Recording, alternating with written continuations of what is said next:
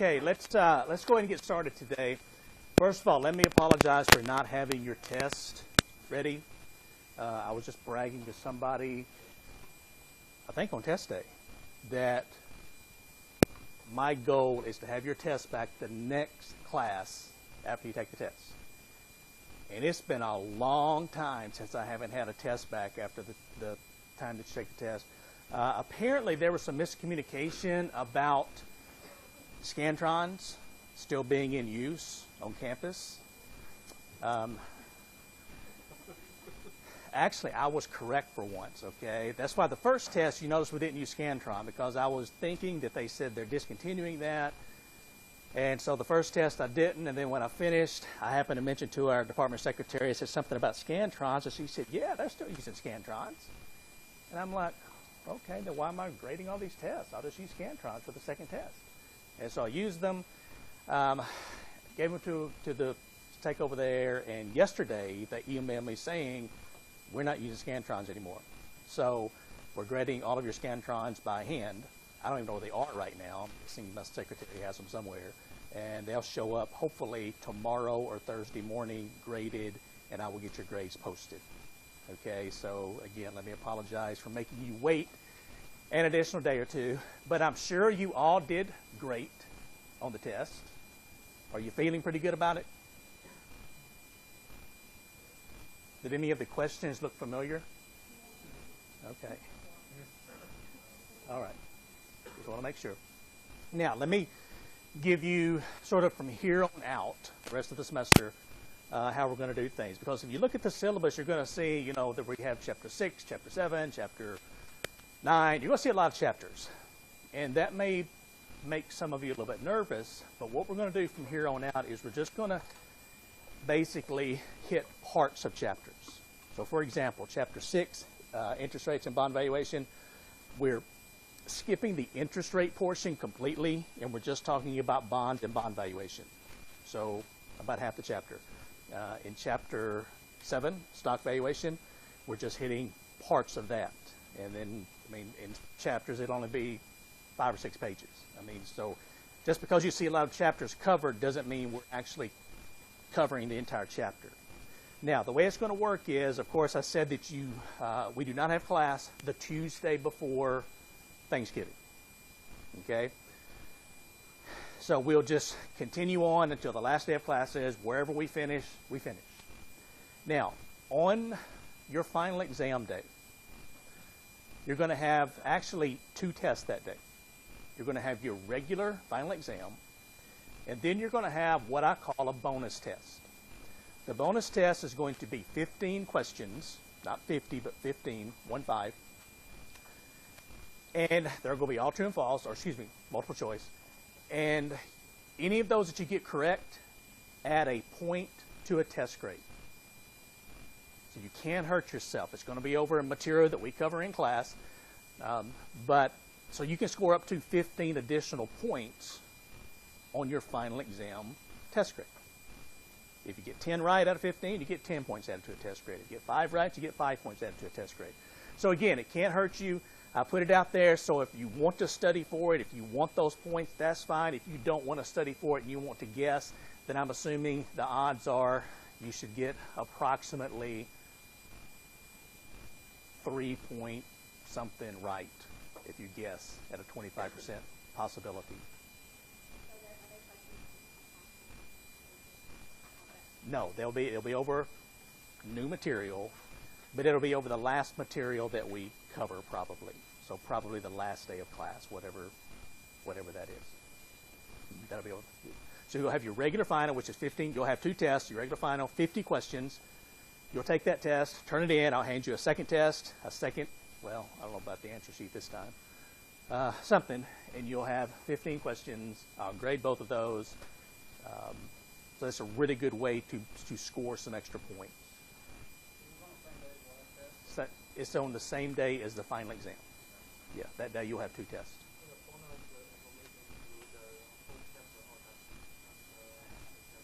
It'll just depend. I don't know at this point. It'll depend on where we get to at that point. Okay. All right. So, other questions? the test, the bonus test. Anything? We've got 2 more quizzes. Yes. So we're going to have a quiz over bond valuation, which is what we're covering today, and then you will have a quiz probably over, I'm not sure, stock valuation or somewhere in there. Okay. So you've got 2 quizzes left. And the 3 highest count. Yes. The 3 highest quizzes count. All right. Other questions?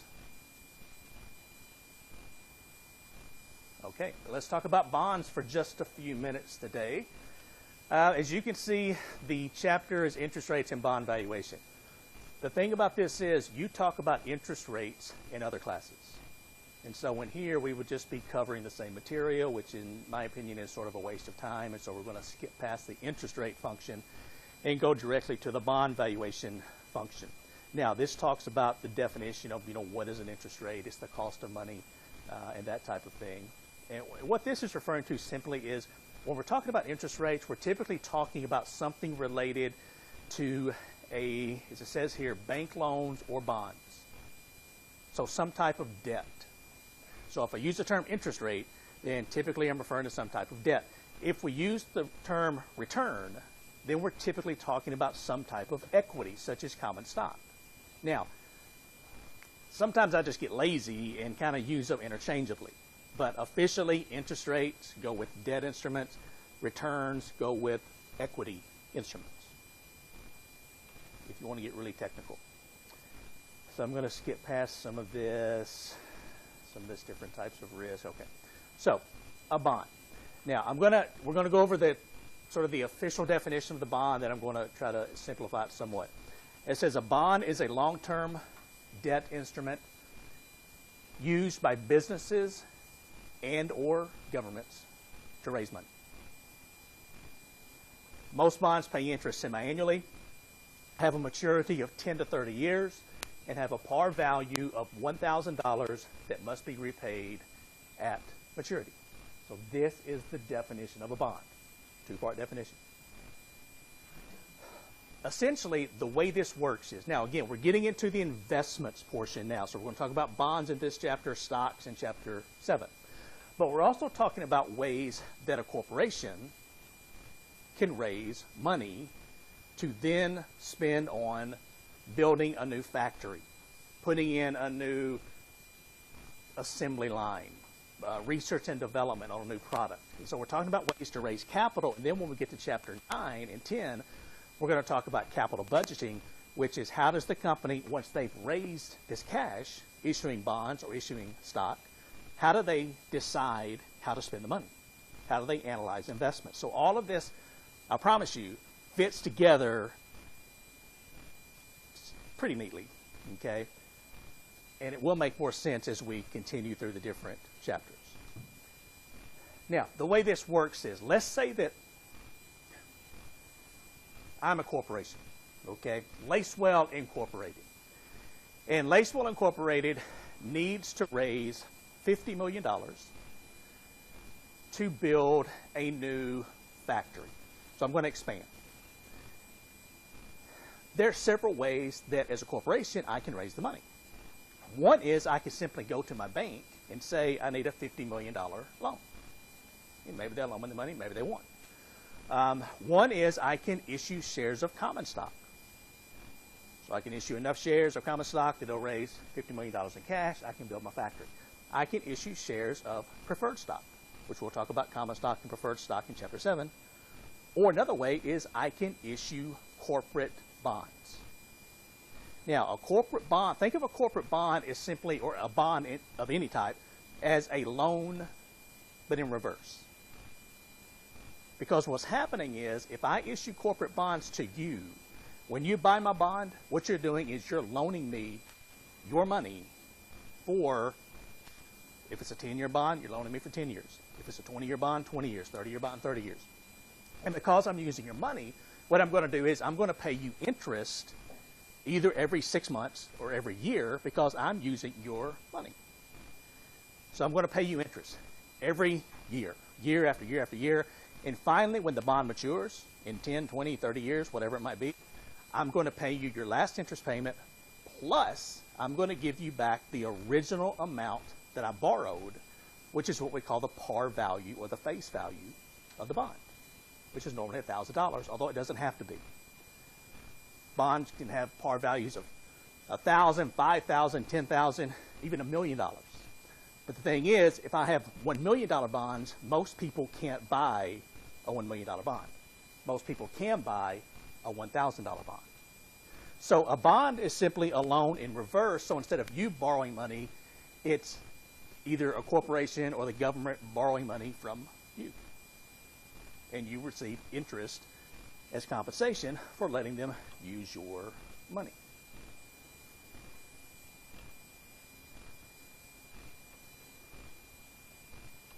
Okay. Now, there are different types of bonds, and these are really big categories. But Treasury bonds, these are bonds issued by the United States government. You hear a lot about the government not being able to work within our tax revenue, so we spend more than we bring in taxes, and so we have to make up the difference by issuing bonds, which means we're borrowing money, the government's borrowing money from individuals, other countries, our large purchasers of our bonds. What are some of the biggest countries that buy our bonds? Who buys our government bonds when we issue them? You don't have to watch the news very long to hear about this. And if you watch any of the presidential debates, they're going to be talking about it over and over and over again. But countries like China. China owns billions and billions of dollars worth of United States government treasury bonds. And you can just go to lots of other countries too. Korea, India, lots of European countries. They buy United States bonds. Why are they interested in buying United States government bonds? What's so attractive about that?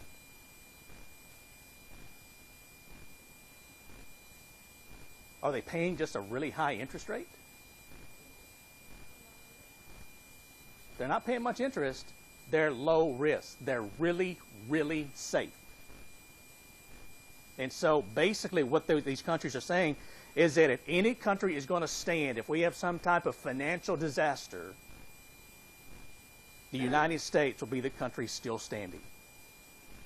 If they're not standing and their bonds are worthless, then the bonds and money, currency of all other countries is going to be worthless. So they buy lots and lots of government bonds, United States government bonds. There's also corporate bonds. We've said these are bonds issued by corporations. So as I gave you the example of Lacewell Incorporated, you could have Ford Motor Company, General Motors, Walmart, Facebook. Any corporation can raise money by issuing bonds. There's also something called a municipal bond. These are issued by state and local governments. So again, that's different than being issued by the federal government here. These are called oftentimes just munis. And municipal bonds, they're issued by the state of Kentucky, the city of Murray, the county of Callaway, the state of California, whatever. And the great thing about municipal bonds is that their interest that they pay is exempt from federal taxation and typically state taxation also. So they're tax-free. And that's a really good thing when it comes to an investment, if your return is tax-free. Okay, there's a wasp. I just thought I'd let you know so you won't panic. Okay, and then there are foreign bonds. And this is kind of a catch-all category. These are bonds issued by foreign governments and or foreign corporations. Now, these are some of the key features of bonds. So you need to know these, the definition of these. Things like the par value. Par value is the face value or the... Are we locking it out? Oh, okay.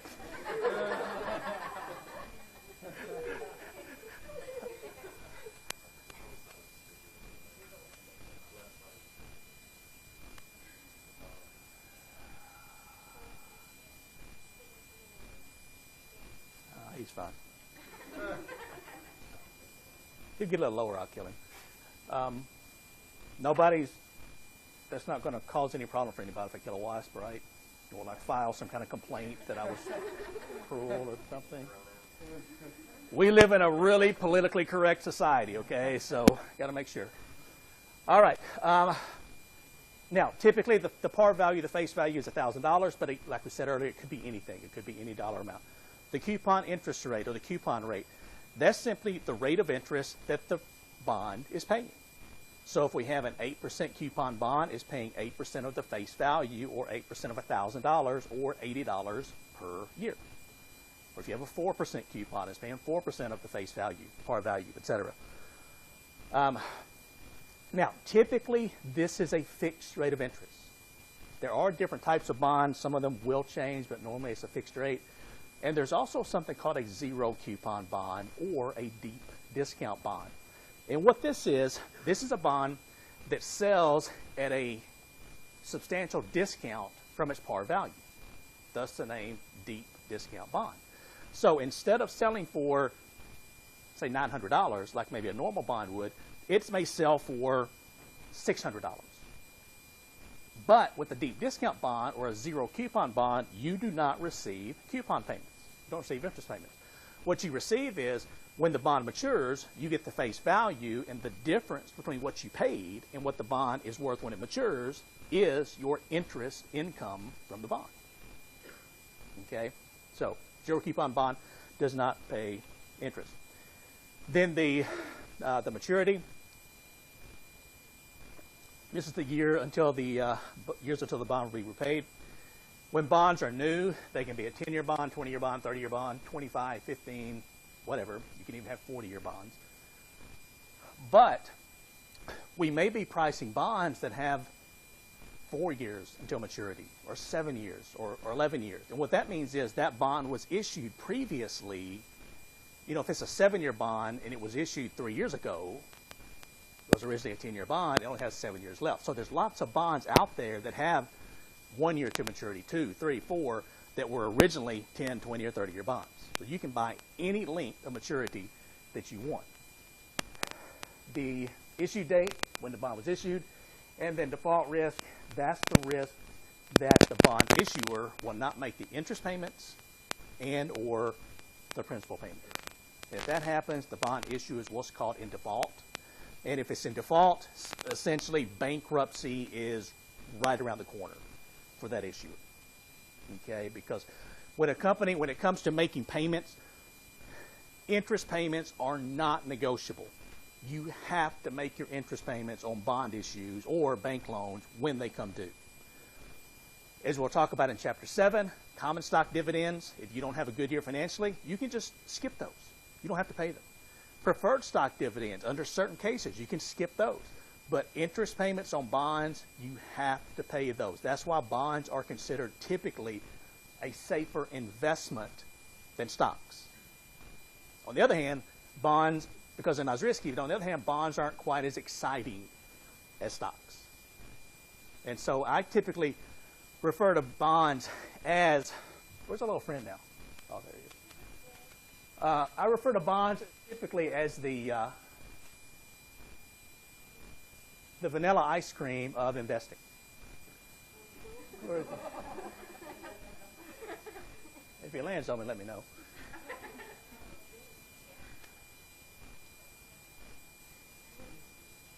Oh, just out of reach. Okay.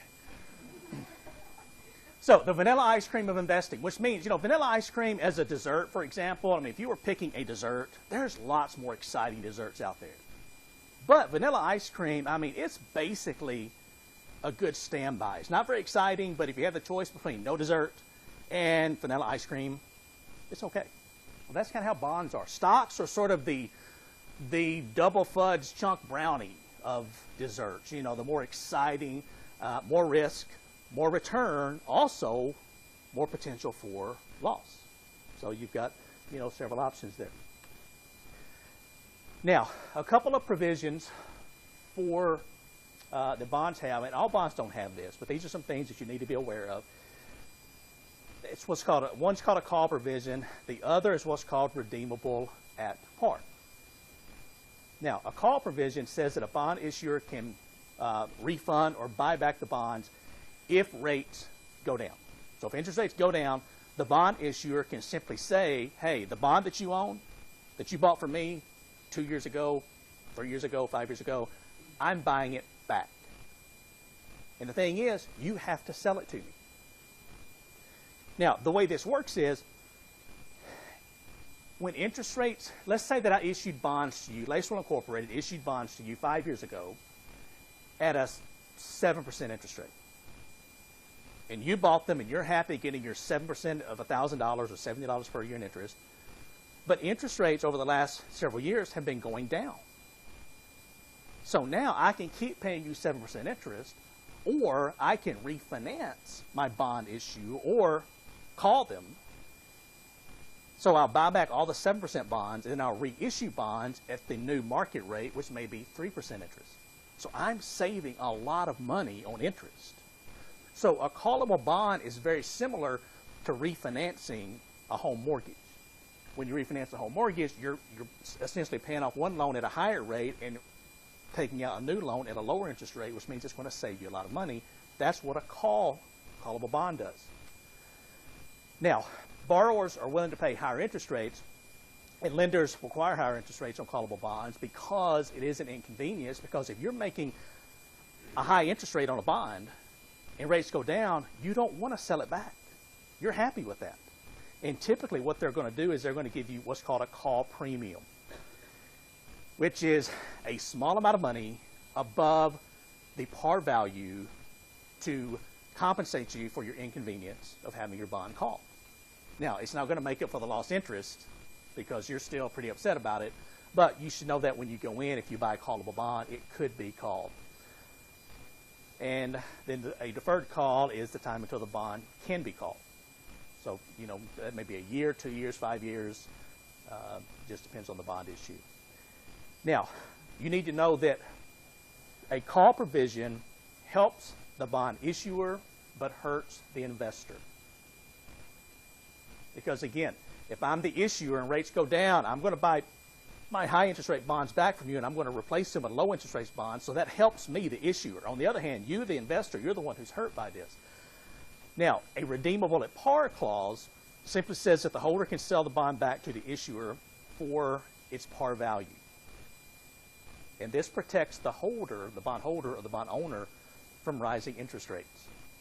So what this means is, now we'll talk about this in just a minute, but what happens is with bond prices, if interest rates go up, bond prices go down. That's one of the basic things that you learn in any finance class. The inverse or the negative relationship between bond prices and interest rates. So if you own a bond, one of my bonds, and interest rates go up, the value of the bond that you own goes down. And what this says is, you can simply contact me and say, hey, interest rates have gone up, the price of my bond has gone down, but I want to sell it back to you, and you have to buy it at its par value. And so in this case, this protects you, the issuer, the investor, from an increase in interest rates. So each of these does something a little different. And again, not all bonds have these. These are just special conditions. And when you're putting a bond issue together, you can make them as complicated or as simple as you want. It's just up to the more complicated, though, the harder it is to convince people to buy your bonds. So you need to keep that in mind. And then some other things. We'll skip through some of these. But you need to take a look at these definitions: bond indenture, standard debt provisions, and restrictive covenants. Restrictive covenants, that simply says, that's in the bond issue, in the paperwork, and it says simply what the company can or can't do. So for example, it may say that the company cannot borrow additional money without approval of the bondholders. Because you don't want to, own bonds in a company that when you bought the bond, it had a very low debt rate ratio, but when as time went on, they kept borrowing more and more money, because what that's doing is that's making your bond riskier and making the value go down. And that's what it talks about here, some examples of restrictive covenants. subordination, sinking firm requirements, trustees, etc. So take a look at all of these definitions in terms of the test. Stock purchase warrants. Okay, so this is where I want to get to. So bond valuation. All right, where's our friend now? Did he leave? I know somebody's had your eye on him. Where'd he go?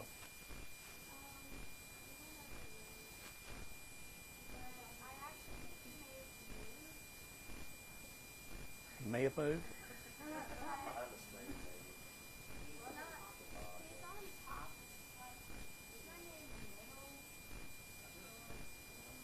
You're not listening to a thing I'm saying, are you?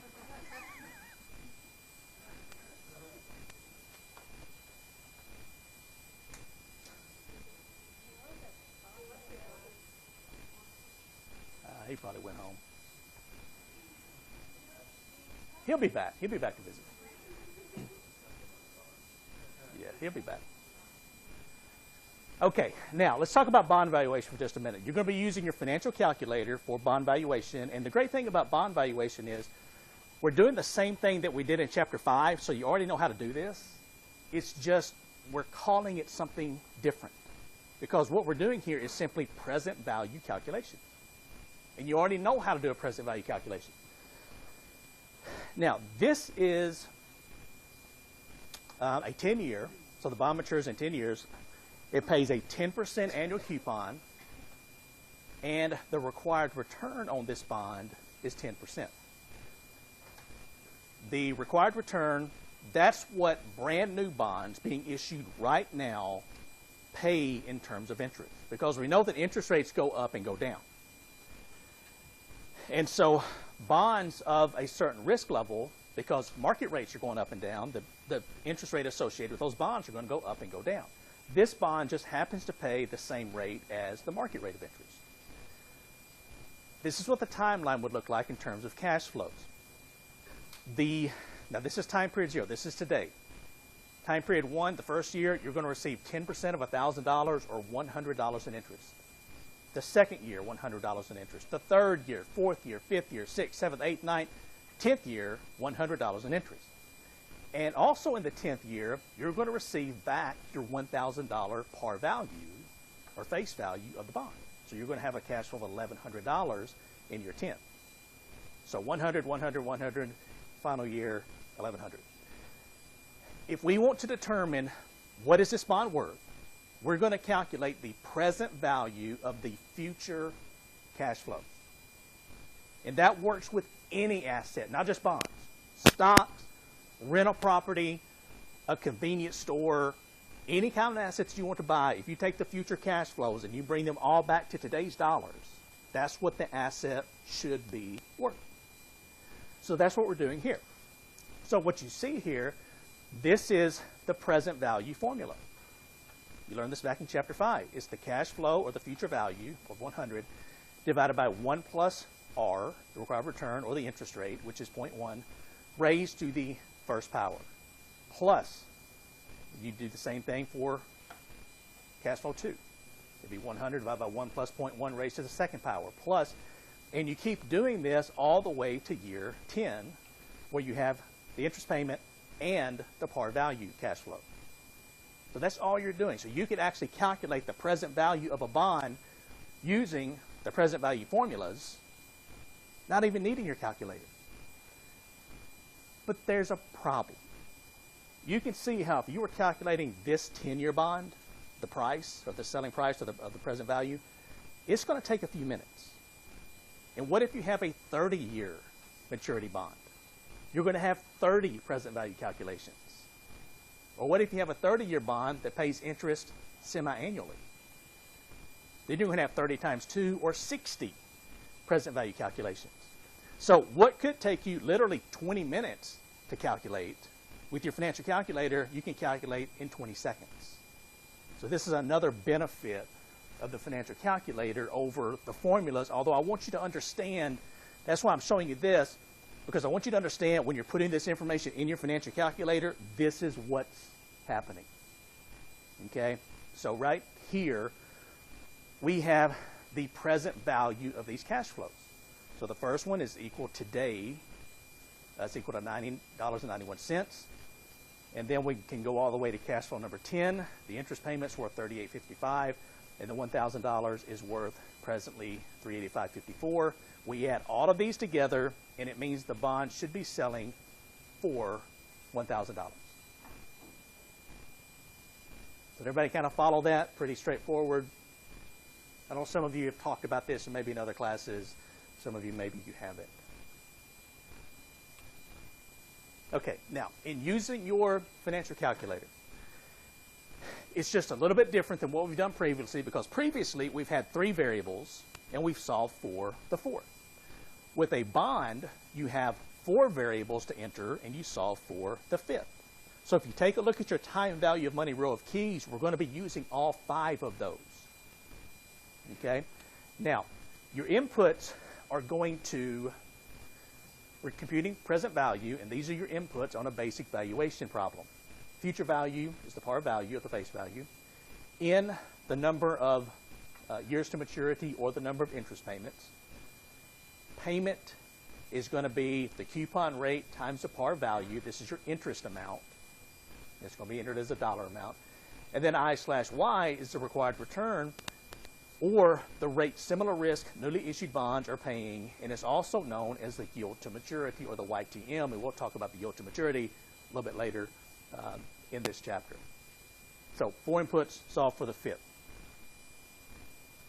And this is what the model would look like.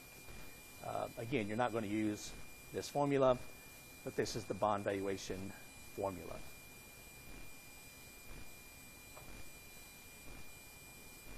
So it looks pretty impressive. So you can tell whoever's paying for your college education, you were learning this formula while you were dodging a killer wasp in class. You were on focus. You didn't mind the wasp. You were learning this formula. And just pray they don't ask you to explain it to them. And you'll be good. Okay. Now, this is, let me jump ahead for a second. Okay. Here's a bond valuation problem, and this is similar to what we just looked at, but we're going to use our financial calculator for this. It says Mills Company, a large defense contractor, issued a 10% coupon interest rate 10-year bond with a $1,000 par value that pays interest annually. Investors who buy this bond receive the contractual right to 2 cash flows, the $100 interest payment per year and the $1,000 par value when it matures.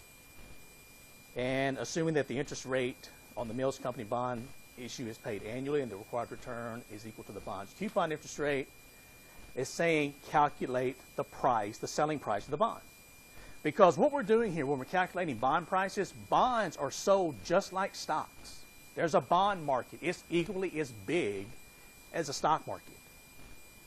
Billions and billions and billions of dollars worth of bonds, corporate bonds, government bonds, foreign bonds, are bought and sold every single day.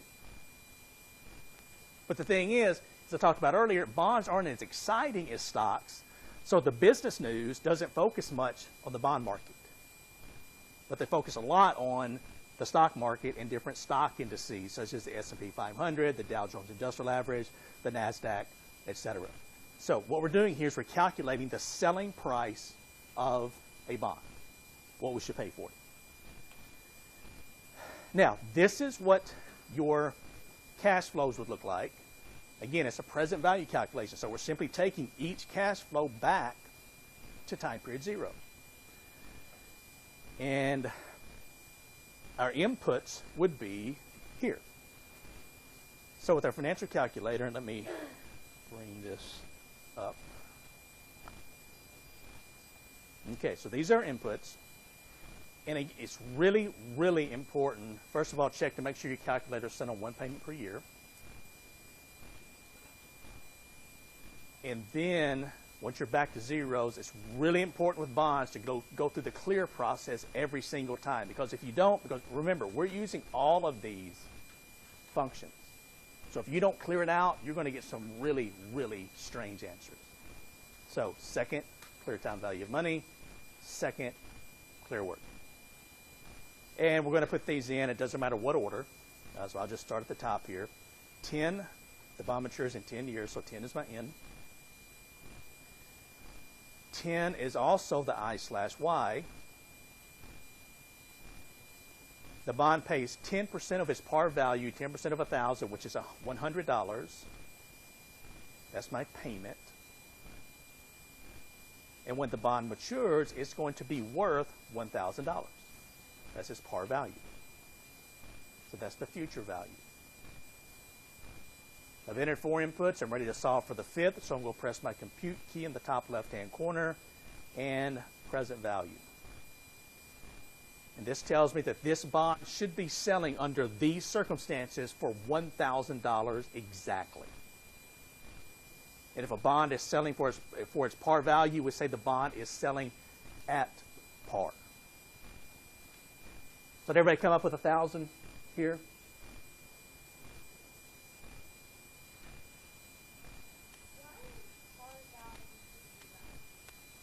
Because that's the bond is going to be worth when it matures 10 years into the future, 15 years into the future. With this bond, it's 10 years into the future. So that's what it's going to be worth in the future, and then we're calculating present value, which is what the bond should be selling for right now. Of course, tomorrow, the present value may be different than today. And then you can, Excel's got a really good bond valuation function, pretty simple, so you can work it that way if you want to, if you happen to be fooling with this at home. Now, the next slide, let me make this a little bit larger here so you can see this. This is talking about bond value behavior, and it's talking about what we mentioned earlier, that there's a negative or an inverse relationship between bond prices and interest rates. So if interest rates go up, what's going to happen is bond prices are going to go down. And this is essentially explaining it. I'm going to show you that in just a minute. I'm going to show you why that has to happen. There's nothing magical about it. It's just mathematically, that's what has to happen when interest rates go up or interest rates go down. There's a negative reaction in the bond price. Now, based on the original bond that we dealt with just a second ago, which is this one, the 10-year bond pays a 10% coupon, and the required return was 10%. Now, everything else is the same. The only difference is interest rates have now, market rates have increased from 10% previously to now interest rates are 12%. Market rates have gone up. But remember, the interest rate on your bond stays the same. It doesn't change. So in this case, if we enter this information in our financial calculator, and you don't have to change everything. You can just change the one entry. But if we change our I/Y to 12, so this is now the market interest rate, and compute the present value, we can see that the value of the bond is now $887. It's gone down from $1,000 to $887. It's dropped $113. You haven't done anything different as an investor. You haven't done anything wrong as an investor. It's simply market rates have gone up, so the value of your bond has gone down. And if we did the same thing here, now this is an example where if we started with a 10% market rate, but now rates have gone down from 10% to 8%. So if we put in 8 as our I/Y, compute present value, we can see now your bond is going to be selling for $1,134.20. So now, because market rates have gone down, the value of your bond has now gone up. It's worth more, and you can sell it for a premium. So if a bond is selling for more than its par value, we say it's selling at a premium. If it's selling for less than its par value, we say it's selling at a discount. Now, somebody explained to me, let's go back, well, let's start here. Somebody explained to me, why is this bond selling at a premium, or why would you pay $1,134 for this bond that's only going to be worth $1,000 when it matures? So you know it's going to lose $134 between now and its maturity. Why would you pay more than then it's par value.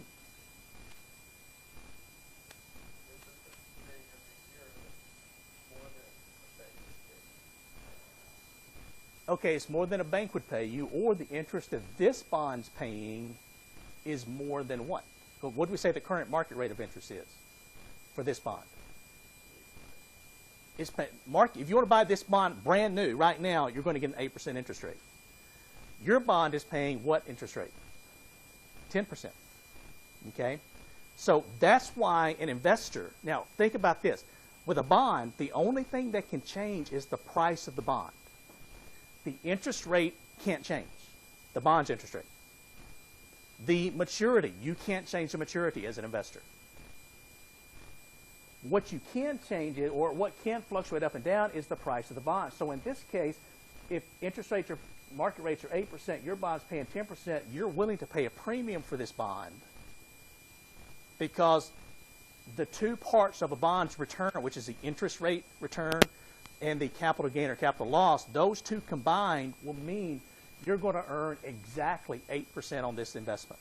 If you pay $11.34.20, hold the bond until it matures, you're going to earn the 8% market rate of interest, even though your bond's paying 10% interest. The reason is you're going to lose $134.20, which is a capital loss. That combined with the higher interest rate means your rate of return or your yield is going to be exactly 8%. Does that make some sense as to how that works? And then over here, when market rates went up to 12, your bond was paying 10. Nobody's going to buy your company bond on the bond market for $1,000 if it's only paying 10% interest, because the current market rate is 12 on a bond of this risk level. So something has to change to entice investors to buy your bond, and that is the price. The price goes down to $8.87, and at this price, investors will buy this bond, because if they pay $8.87 for it, they're going to earn $113 capital gain. They're earning a lower interest rate, but the capital gain and the lower interest rate combined means you're going to earn exactly the market rate of interest, which in this case is 12%. Follow me there? It's not as interesting as the WASP. Where'd he go now? Wow, he's staying up there. Come on down just a little bit.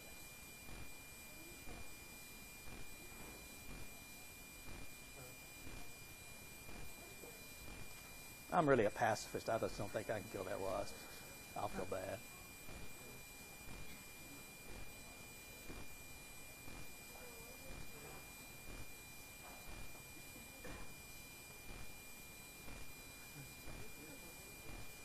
This is a lot more fun than finance. I mean,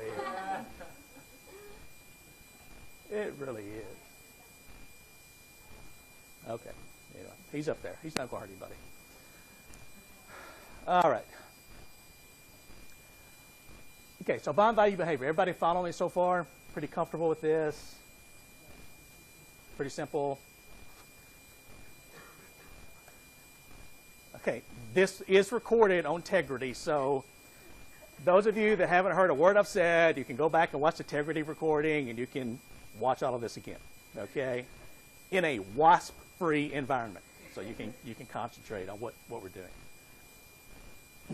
Okay, and this is basically summarizes what we just talked about. The bond selling that had paid a 10% interest rate when the market rate was 10% would be selling for exactly $1,000, which is selling at par. If rates go down, the bond's going to sell at a premium, and if the required return is higher than the the coupon rate, then the bond's going to sell at a discount. You need to know bond value behavior. Kind of the up and down, the negative relationship, that type of thing. And then this shows you on Excel how to do this. And here is essentially a graph that shows you what happens as interest rates go, market rates go up, the value of a bond decreases.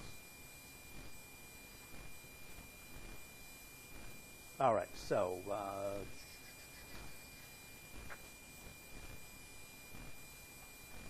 okay, now let's talk about yield to maturity for just a minute. We've gone through and we've valued a bond. And again, if you've got 4 inputs, you can solve for the 5th. And it doesn't matter which four inputs you have. Typically, when we're valuing a bond, we're going to solve for the present value. But you can solve for the interest payment. You can solve for the number of periods to maturity. You can solve for the future value. You can solve for any missing variable as long as you have four input. In this case, we're talking about what's called the yield to maturity. And as the name implies, yield to maturity is what you're going to earn on a bond if you buy it today for a specific price and hold it to maturity. Your yield, interest yield to maturity. Now, some assumptions here. One, it assumes the bond's not going to default. It's typically the same as the market rate of interest or the rate that newly issued bonds of similar risk are currently paying. If you do, I'll show you in a minute, if you do this by hand, it takes forever to do this by hand. You can, but it takes a long time. And in terms of using your financial calculator, you need four variables. You're going to solve for the fifth. These are the four that you need.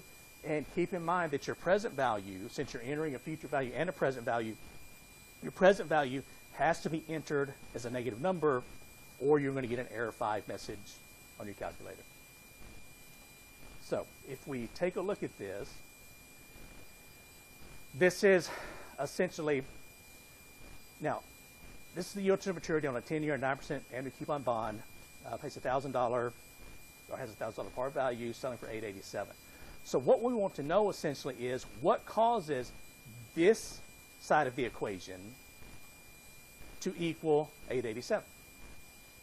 What R, or the future value divided by 1 plus R, raised to the nth power, the present value, what is the R, the interest rate, the discount rate that causes the right-hand side of the equation to equal the left-hand side?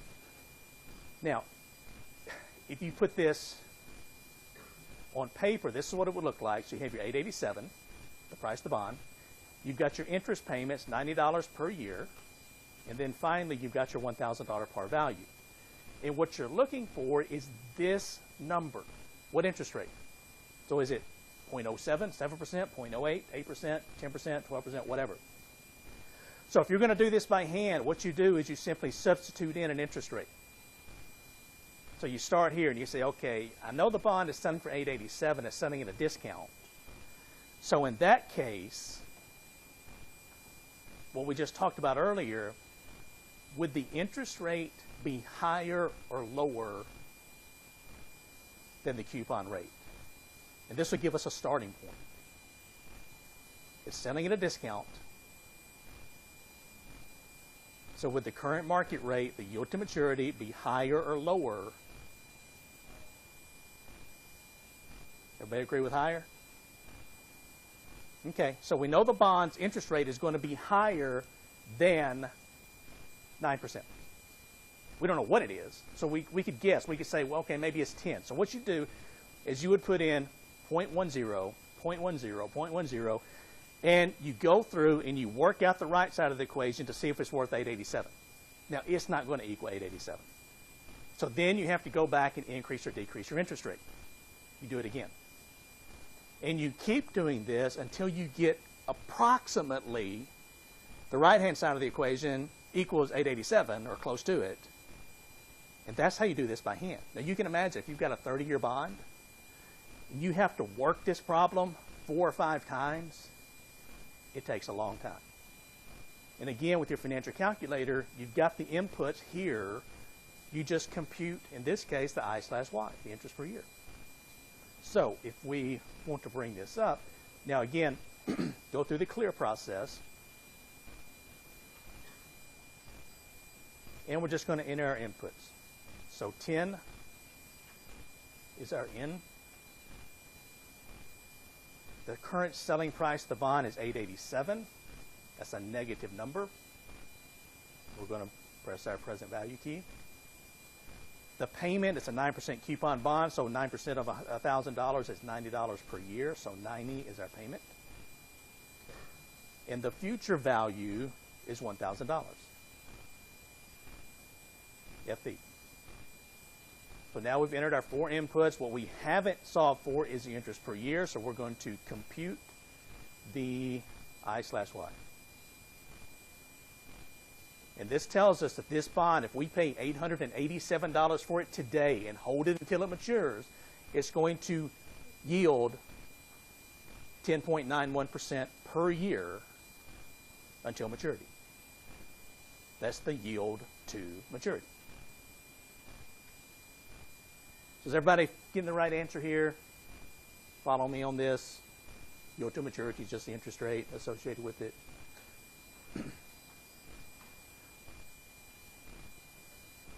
Right answer? Okay.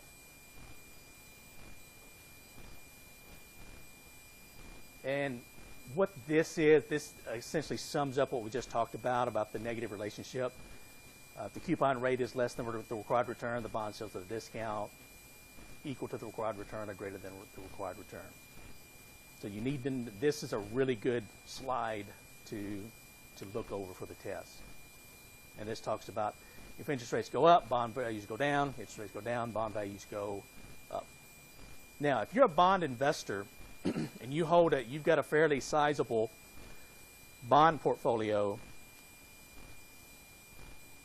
what do you think is going to happen to interest rates in the future? Are they going to go up or are they going to go down? They're going to go up. They have to go up. So what's going to happen to the value of your bond portfolio if you currently own a lot of bonds? Interest rates go up, the value of your bonds are going to go down. So do you think it would be really smart to be heavily invested in bonds right now, especially if you're thinking about selling? Now, if you're not planning on selling the bonds, you can just receive your interest income. A lot of retirees, for example, invest heavily in bonds because they like the constant interest income per year. And if you're not going to sell it, it doesn't matter whether the price goes up or down. But if you plan on trading those bonds, and you own a lot of bonds right now, you know interest rates are going to go up in the future, so you probably want to reduce your bond portfolio and shift some of that money into either stocks or some other type of investment. Because you know it's coming. I mean, it has to. Interest rates have been so low for the last 10 years, they're going to have to go up at some point in the future. And this says to find the yield to maturity if a bond is selling for 1134.20. And so I guess that's based on this information. The only thing that's going to change is the present value. Okay, so if this bond is selling for 1134.20, using this information, if we go here, we can simply put in 1134.20. Negative is the present value, and compute the I/Y. And so let me move this for just a minute.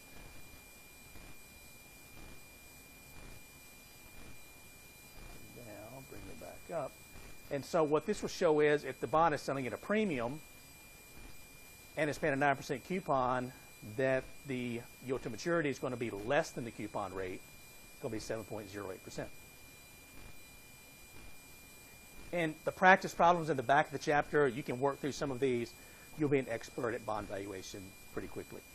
Okay. All right, and then finally, so stick with me here for just a couple more minutes. Up to this point, we've assumed that bonds paid interest annually. And the reason for that is it makes our life easier when we're first learning how to value a bond. But in reality, bonds often pay interest semi-annually, 2 times per year. But what we're going to do is we're going to keep the our calculator set to 1 payment per year. We're going to make our changes manually like we did previously back in Chapter 5 and just input those manual changes and calculate the price or the yield to maturity of the bond. So what we're going to do is leave our calculator set to 1 payment per year. We're going to multiply the years to maturity by 2 with a semi-annual interest payment bond. We're going to divide the market rate of interest by 2, and we're going to divide the bond's interest payment, annual interest payment, by 2. We're converting everything to 6-month increments. The future value doesn't change, and if we're entering a present value, it doesn't change. But the other 3 inputs will change. So this is what it would look like And for this bond, this says value of 10-year, 10% coupon, semi-annual bond, if the required return is 13%, and we're assuming, if it doesn't mention it, we assume it has a $1,000 par value. So for this bond, what we're going to do is, first of all, I'm going to clear everything out. The future value isn't affected. It's still $1,000. So $1,000 future value. The coupon rate, it pays 10% of $1,000 or $100 per year. We're going to take the $100, divide it by 2, and so the payment is going to be $50 every 6 months.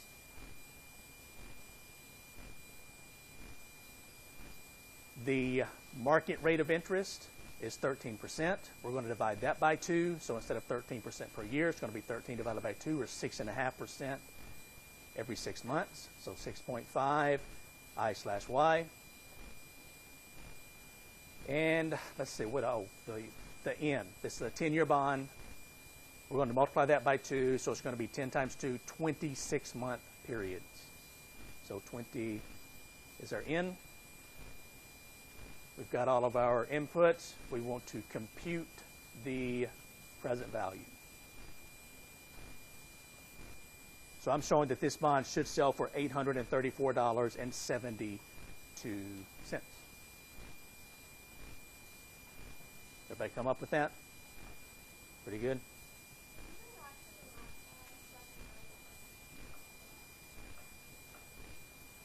To this one? This one? Yeah.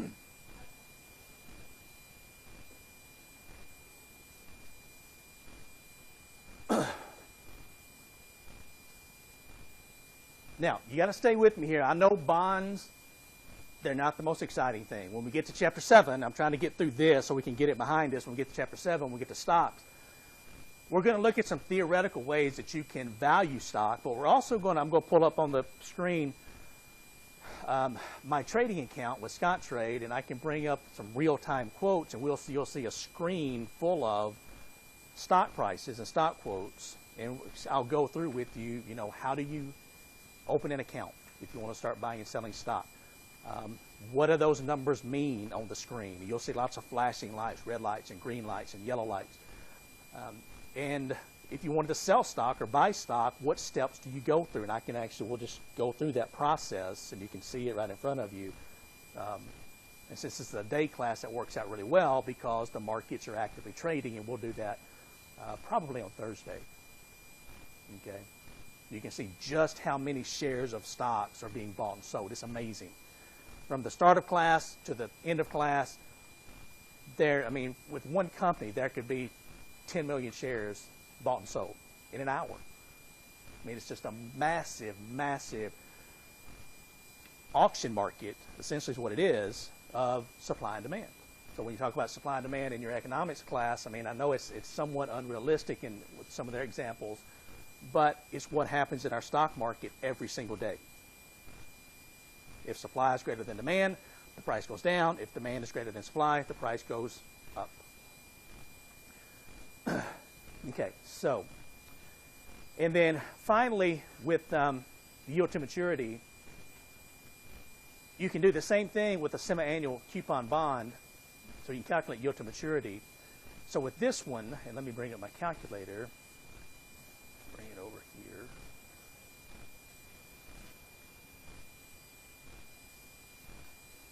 Now I'm going to clear everything out just to make sure.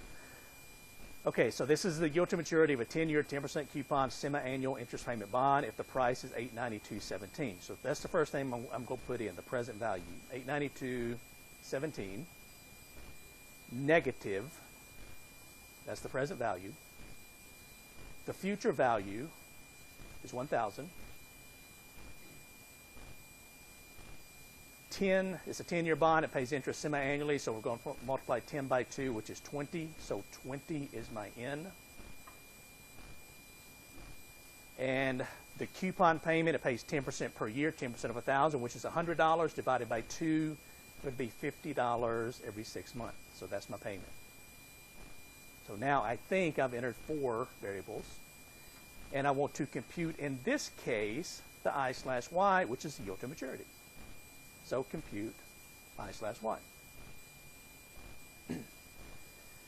Now, when this pops up, when you're looking at this, you say, okay, this bond, the interest per year, or the yield to maturity, is 5.94% after I round up. And normally you stop.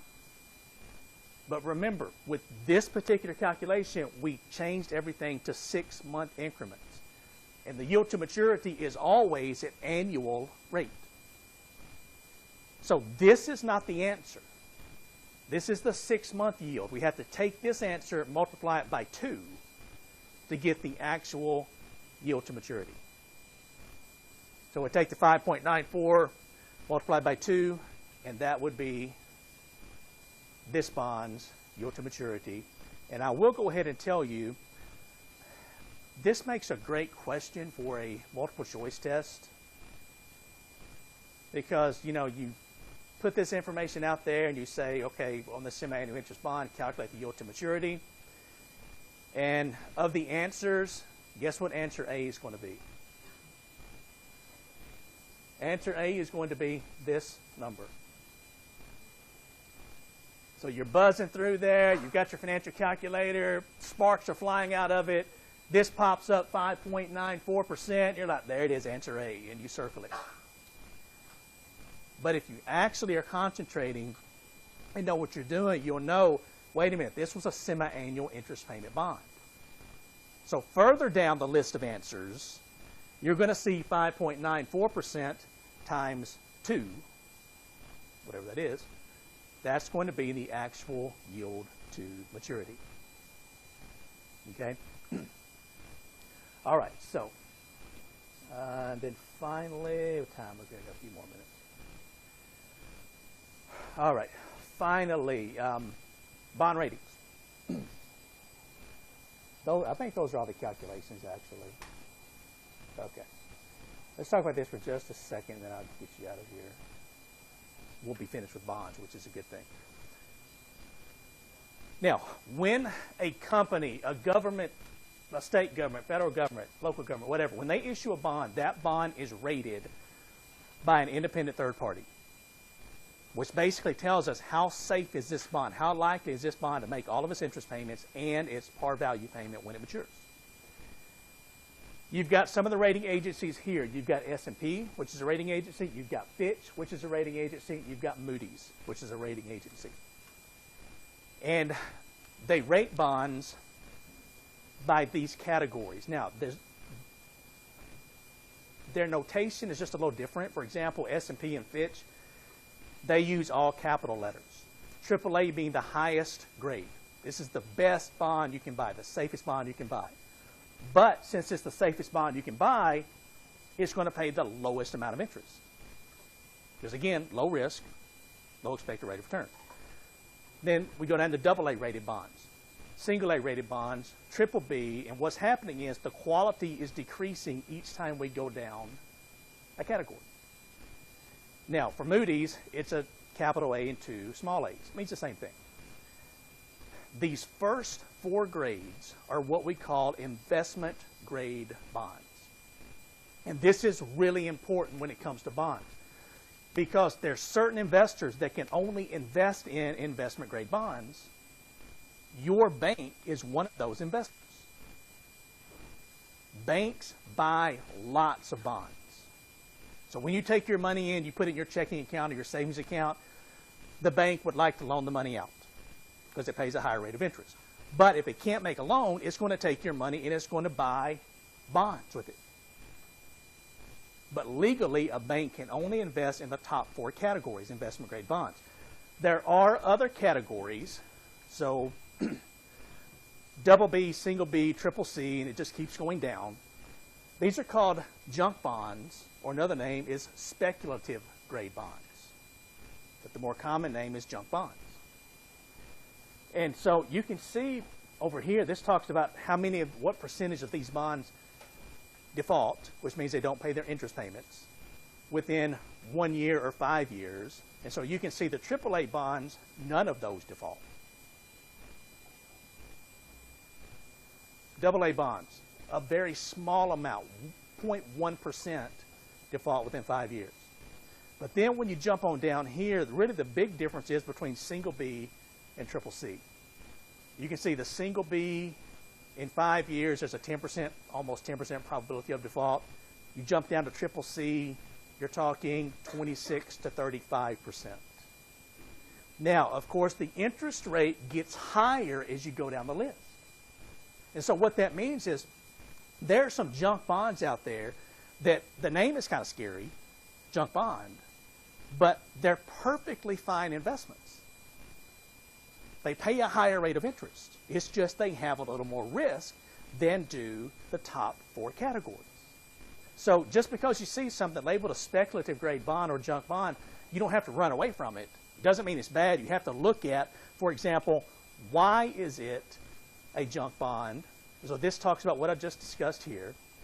And then a bond can be a junk bond because of 2 reasons. One is it can be what's called a fallen angel. A fallen angel simply means that the bond started life as an investment grade bond, but we had a recession. The company hit hard financial times. The bond rating agency went in and took a look at it and said, hey, your company has become riskier, so we're downgrading your bond from investment grade to junk bond grade or speculative grade. The second way that a bond can be a junk bond is simply it's what's called original issue junk. That means the company that issued the bond, it started life as a junk bond, it's still a junk bond, and it's probably going to be a junk bond all its life because the company that issued the bond is simply not very strong. So knowing the reason for this, because for example, if you invest in a fallen angel, well, this bond, after we pull out of a recession, the company could strengthen it. It could go from a fallen angel back up to an investment grade bond. So these ratings do change. When we went through our financial crisis, most states were downgraded. State of Kentucky, for example, their bonds were downgraded.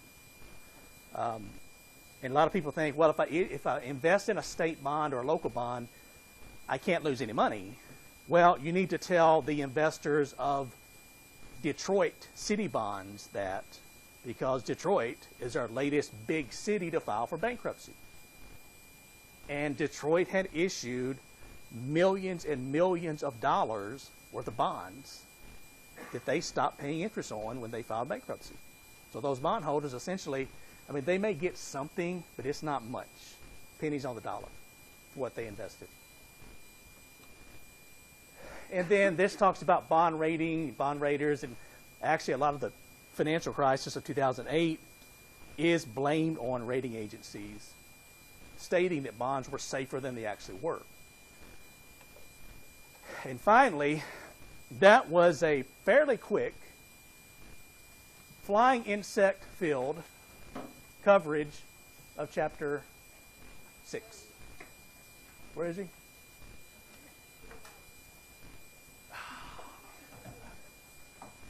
All right, so any questions about chapter 6 or bonds before we move on to chapter 7 on Thursday?